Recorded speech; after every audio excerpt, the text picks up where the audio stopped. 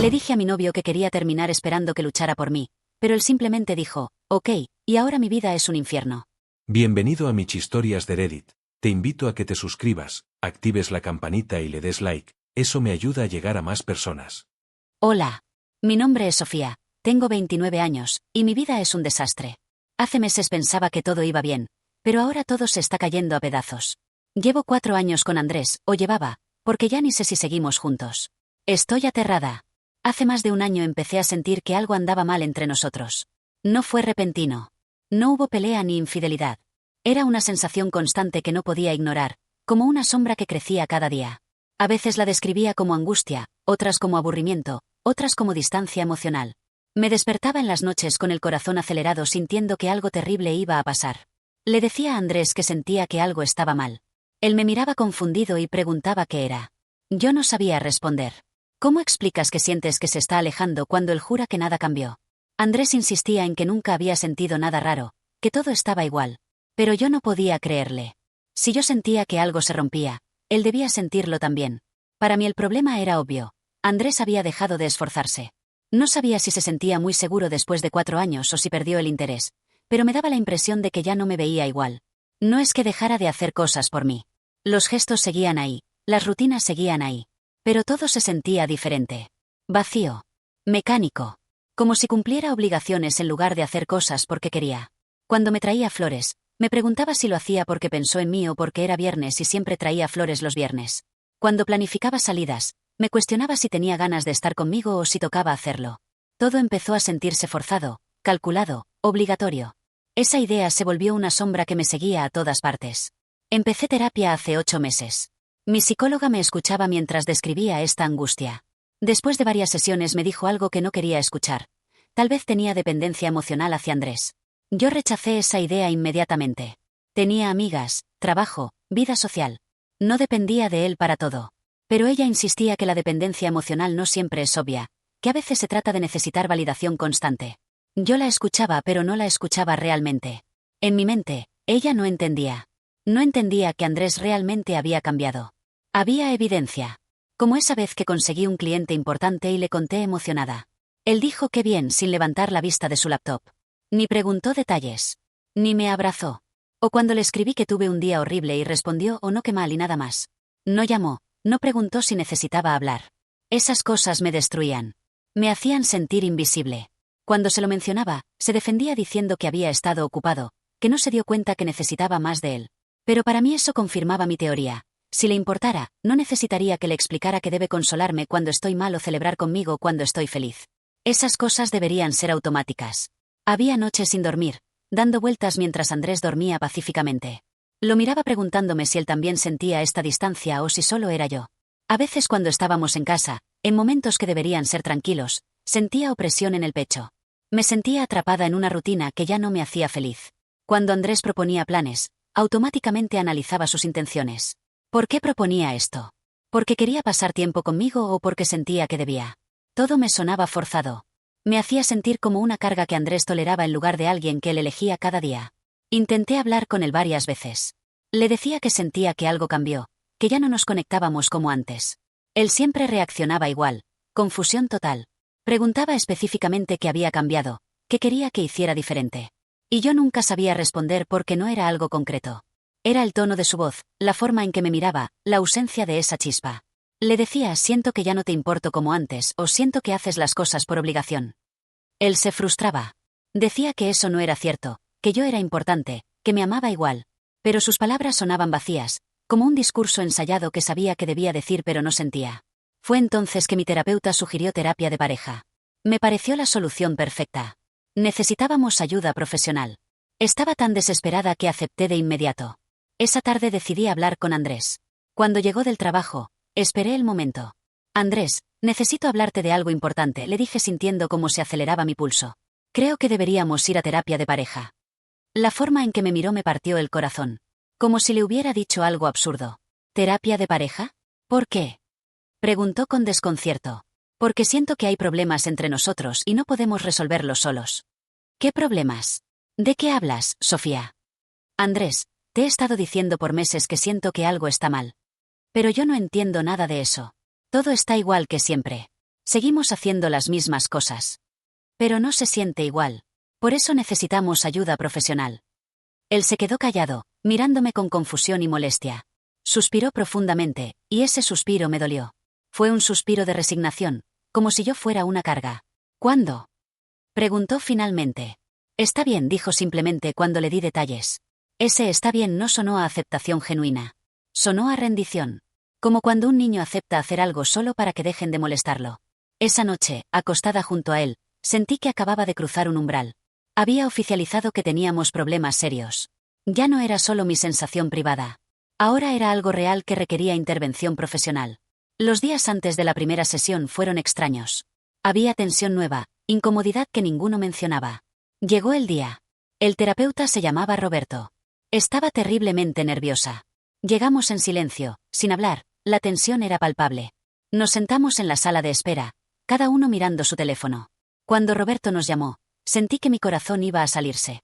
Nos sentó frente a él. Cuéntenme qué los trae aquí, empezó. Yo miré a Andrés esperando que dijera algo, pero estaba callado. Así que empecé yo. Llevamos 4 años juntos y he estado sintiendo que algo no está bien. Siento distancia emocional, como que ya no nos conectamos. ¿Y tú qué piensas, Andrés? Preguntó Roberto. Andrés se encogió de hombros. Honestamente, no sé de qué habla. Para mí todo está bien. No entiendo cuál es el problema. Ahí empezó el desastre. Roberto intentó ayudarnos a profundizar, pero yo no podía articular que estaba mal. Siento que él ya no se esfuerza, logré decir. Siento que hace las cosas porque tiene que hacerlas, no porque quiere. Andrés se puso defensivo. Eso no es cierto.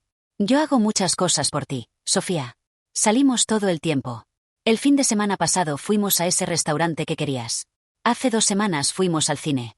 Te traigo flores cada viernes. Cocino cuando llegas tarde. ¿Qué más quieres que haga? Ahí estaba, esa lista que supuestamente demostraba su amor.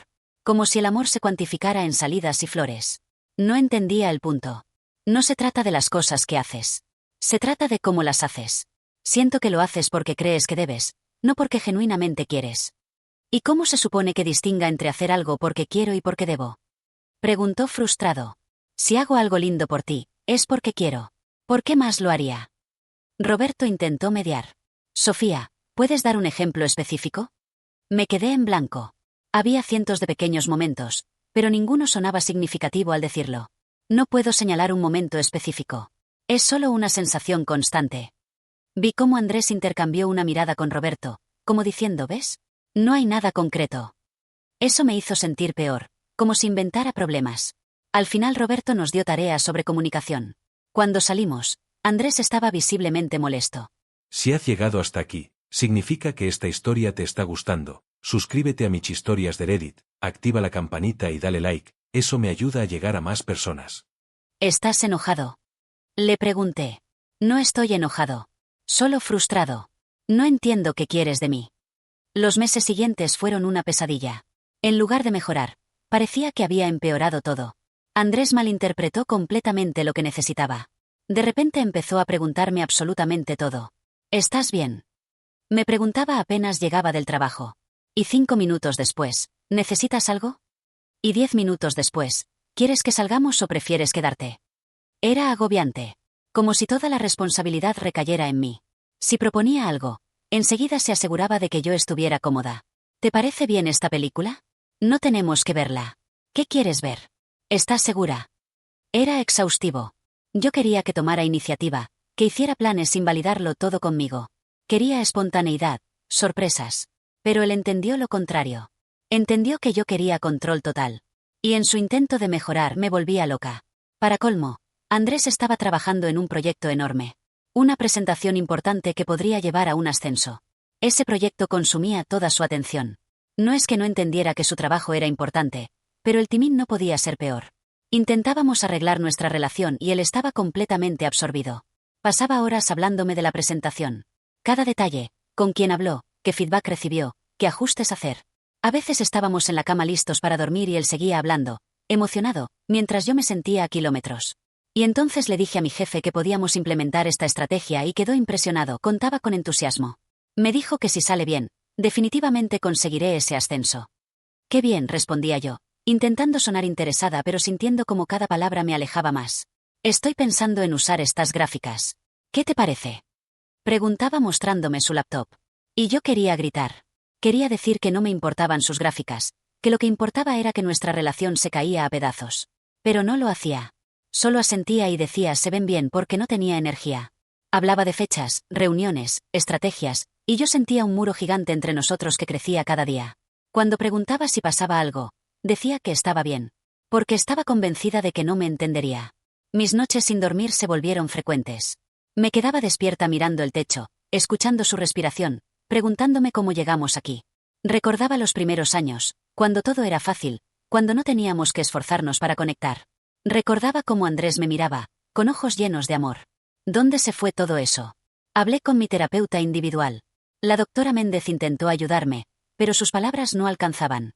Yo sabía que debía hablar con Andrés si quería salvar esto, así que preparé una nueva sesión de pareja. Esta vez la reacción de Andrés fue de enojo total. ¿Otra sesión? Ese día tengo mi presentación. Es imposible faltar. Empecé a llorar. Precisamente ese día debes demostrar que te importa nuestra relación. Le grité. Él se molestó más. ¿Cuál es exactamente el problema, Sofía? Dímelo. No supe responder. Solo lloré y me encerré en el cuarto. Sentía que lo hacía a propósito, como si no quisiera entender. El día de la sesión él se fue temprano. Yo fui sola a las 10 de la mañana y lo esperé en silencio. Llegó 15 minutos tarde y dijo que no tenía mucho tiempo, que había logrado reprogramar la presentación para la tarde pero debía regresar al trabajo. Escuchar eso fue devastador. Yo intentaba salvar lo que teníamos mientras él seguía pensando en su trabajo. Ese fue el momento en que me quebré por dentro. La sesión no sirvió de nada. No llegó a contarme cómo le fue en su presentación. Estaba en piloto automático esos días. Y entonces Andrés se enfermó. Llegó del trabajo quejándose, se tomó pastillas y se acostó. En la noche despertó vomitando en el piso. Luego siguió en el baño, una y otra vez. Sentí un asco indescriptible. Limpié el piso mientras él volvía pálido, sudoroso. Le puse un balde al lado. Intenté acostarme junto a él, pero cuando volvió a vomitar, no pude. Tomé una manta y me fui a la sala. No pude dormir. Lo escuché vomitar varias veces más, toser, respirar entrecortado. Y en medio de la madrugada, en silencio, me di cuenta de algo que no pude ignorar. Ya no quería esa vida. Quería terminar con Andrés. Al día siguiente hablé con mi psicóloga. Preguntó varias veces si estaba segura, si entendía el peso de esa decisión. Pero yo ya lo sabía. Agendé una tercera sesión de pareja. Cuando se lo dije a Andrés, estalló. No entiendo qué te pasa. Ya estoy cansado de toda esta terapia ridícula. Pero aún así aceptó ir. Esta vez su hostilidad era abierta. Caminó con el ceño fruncido, sin mirarme, como si fuera una carga. Estaba temblando. Apenas nos sentamos, mi psicóloga me animó a hablar. Y entonces, entre lágrimas, dije, siento que la relación no va a ningún lado. Ya no quiero que esta sea mi vida. Quiero que terminemos. Decirlo en voz alta me destrozó. Miré a Andrés esperando alguna reacción. Cualquier cosa. Pero estaba sentado sin moverse, mirando el suelo. Pasaron los segundos. Nada. Finalmente, la psicóloga preguntó qué pensaba sobre lo que dije. Andrés levantó la cabeza apenas, sin mirarme, y respondió con voz fría, de acuerdo. Si eso es lo que quieres, terminemos. Se levantó, tomó sus cosas y salió. Sin mirarme ni una vez. Sin una palabra más. De todo lo que pasó, eso fue lo que más daño hizo. Ese desinterés total. No se detuvo a preguntar si estaba segura. No pidió otra oportunidad. No dijo que no deberíamos rendirnos. Simplemente se fue. Esa noche no hablamos. Él estuvo en silencio, ignorándome. Se acostó en el sillón sin explicaciones. No pude dormir. Me quedé sentada en la cama por horas, preguntándome si intentaría acercarse, si vendría a decir que podíamos intentarlo. Pero no lo hizo. Cuando desperté, él ya no estaba. No pude trabajar ese día. Cada 2 o 3 horas tenía que ir al baño porque no podía dejar de llorar. Pero el hombre que decía amarme no llamó, no escribió, no preguntó nada. Cuando regresé a casa, lo encontré en el sillón jugando videojuegos como si nada hubiera pasado. Reuní todo mi valor y me senté a su lado. Andrés, ¿cuándo vamos a hablar de lo que pasó? Él no me miró. ¿Qué hay que hablar? No dijiste nada sobre lo que vamos a hacer, ni cómo vamos a solucionar esto. Andrés seguía mirando la pantalla. Ya conseguí un lugar para mudarme. Este fin de semana me voy. Lo dijo sin pausa, sin emoción, sin mirarme. Como si anunciara que iba a comprar leche. No pude decir nada. Me levanté y me encerré en el cuarto. Pasamos los últimos días sin hablar. Andrés se fue ese fin de semana. Ya había empacado sus cosas. Lo último que dijo fue que su abogado me entregaría papeles. No entendía qué pasaba con mi vida. Durante tanto tiempo pensé que tenía todo bajo control. Pero ahora no sé en qué momento el mundo se dio vuelta. Andrés no hizo ni el esfuerzo más mínimo. Parecía desesperado por cerrar todo. Intenté hablar con él esos días, pero solo respondía con monosílabos. Estoy aterrada. No sé qué hacer para evitar que esta locura destruya por completo nuestra relación. Han pasado más de 2 años desde que Andrés terminó conmigo. Ahora tengo 31 años y no he podido dejar atrás lo ocurrido. No hubo un solo día en que no me sintiera atrapada en el tiempo, como si mi vida se hubiera detenido justo cuando él salió con sus maletas. Mi terapeuta decía que el pasado debía quedarse en el pasado, que debía permitirme avanzar. Pero no era tan sencillo. Lo había intentado. Había tratado de convencerme de que podía rehacer mi vida, pero no hubo manera. Ningún intento funcionó. La ruptura fue tan rápida que todavía me sorprendía. Rápida y aterradora. Estaba paralizada durante todo el proceso. Apenas podía pensar. Cuando finalmente cerramos todo, pude ver en silencio cómo Andrés liquidaba nuestra relación con expresión calmada. No hubo palabras duras, ni lágrimas, ni reclamos. Solo ese silencio que me acompañaría después. Nunca volvió a buscarme, nunca escribió, nunca intentó hablar. Y aunque no dejé de extrañarlo ni un solo día, tampoco lo busqué. Lo bloqueé en redes porque sabía que si me daba la más mínima posibilidad de verlo, no sería capaz de dejar de pensar en él. Una sonrisa suya sería suficiente para que todo lo que intentaba hacer por mí se desmoronara. Las reuniones familiares eran frías. Ahora yo era la divorciada aunque no estuvimos casados. Esa incomodidad silenciosa estaba siempre presente. La única vez que mi familia mencionó a Andrés fue en la primera Navidad después. Había una canasta bonita en la mesa y mi madre comentó que Andrés había pasado temprano a dejarla. Sentí un nudo en el pecho. Revisé la canasta con la estúpida esperanza de encontrar algo, un mensaje, lo que fuera, pero no había nada para mí. Con el tiempo intenté salir con otros hombres. Me tomó más de 6 meses aceptar una salida con un amigo de una amiga. Era atractivo, amable, pero después de un rato todo se arruinó. No era capaz de no compararlo con Andrés. Su manera de reír me molestaba, sus bromas me parecían torpes. No era tan alto. Hablaba demasiado fuerte. Todo estaba mal porque no era Andrés. Hablé de eso con mi terapeuta. Decía que estaba idealizando a mi ex, transformando recuerdos en algo más grande que la realidad. Pero mientras más lo pensaba, más me preguntaba qué tenía Andrés de malo. ¿Acaso no se preocupaba por mí? ¿Acaso no sabía exactamente las cosas que me gustaban? Había una forma particular en que me hacía sentir segura cuando caminábamos con su mano en mi cintura. Y cuando salí con otros, eso ya no estaba. Mi terapeuta insistía en que debía dar una oportunidad real, dejar que las cosas fluyeran sin comparar con mi relación anterior. Pero para mí era difícil. Andrés y yo nos conocíamos desde hacía casi 15 años. Había intimidad y confianza que no se construyen con 1 o 2 salidas. Y aunque sabía que no era justo comparar, la verdad era que no sabía si sería capaz de darle oportunidad verdadera a alguien más. Con el paso de los meses, me sentía cada vez más desesperada. Sentía que necesitaba ver a Andrés, aunque fuera solo para escucharlo hablar. Tenía esa sensación constante de que si al menos pudiera mirarlo a los ojos una vez más, entendería algo. Así que lo busqué. No lo veía en más de 2 años, pero no fue difícil encontrarlo. Seguía viviendo en el mismo departamento al que se mudó. Me pasé semanas pensando en cómo hacerlo. ¿Escribirle? ¿Mandarle un mensaje? ¿Ir y tocar su puerta? Ninguna opción me dejaba tranquila. Al final decidí ir directamente. Me mentalicé para cualquier reacción. Si me rechazaba, me iría sin decir nada. El sábado pasado fui a su departamento.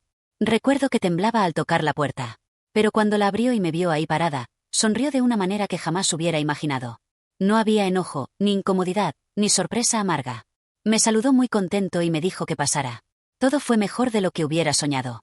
Me llevó a la cocina, me ofreció un té, me preguntó cómo había estado, dijo que no sabía nada de mí desde la ruptura y que quería saber qué había estado haciendo. Hice lo mejor que pude para mantener mis emociones bajo control.